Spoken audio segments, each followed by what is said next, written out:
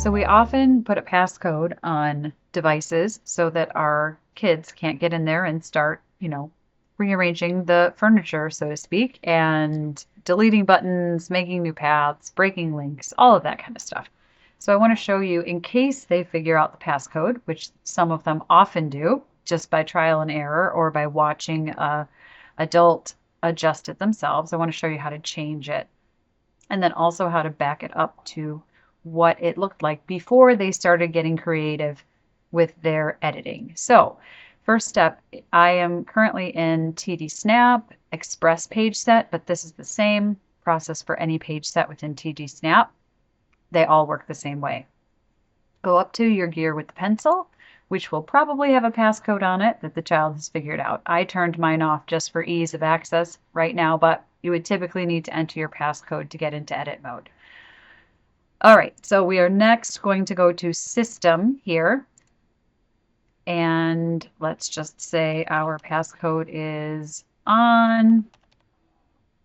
Okay.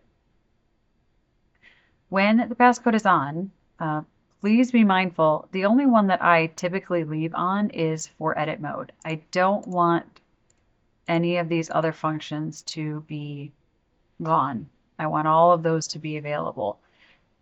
For example, if I do that, I can still use the search bar up at the top. I can still sync and edit if needs be.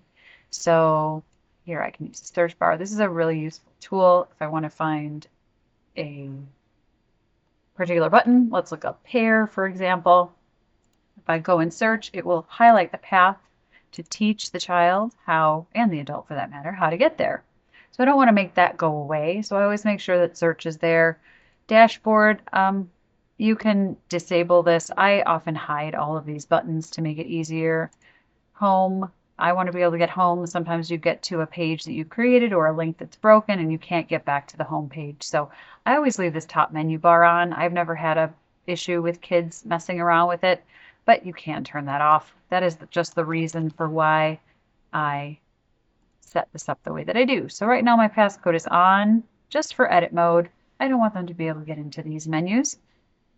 So I am going to change my passcode. I want to hit the pencil icon over on the right on the line that says use passcode. Let me just show you that one more time.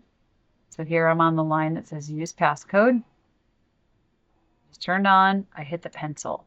So my student knows what my code is right now. Let's say that's our current code. I want to change it. Pencil.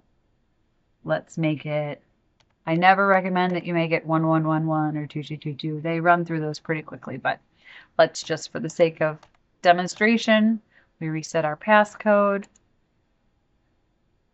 When we click done, if we go back, it is going to unlock with our new passcode, 1111.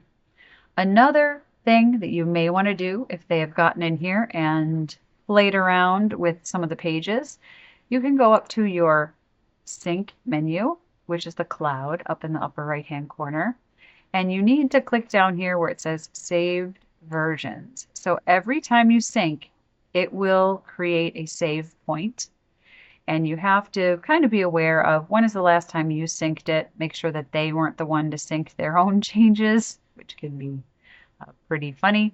I often mark down when I set up a device, so I may go all the way back to this first one here. You click on restore, and then now if I sync,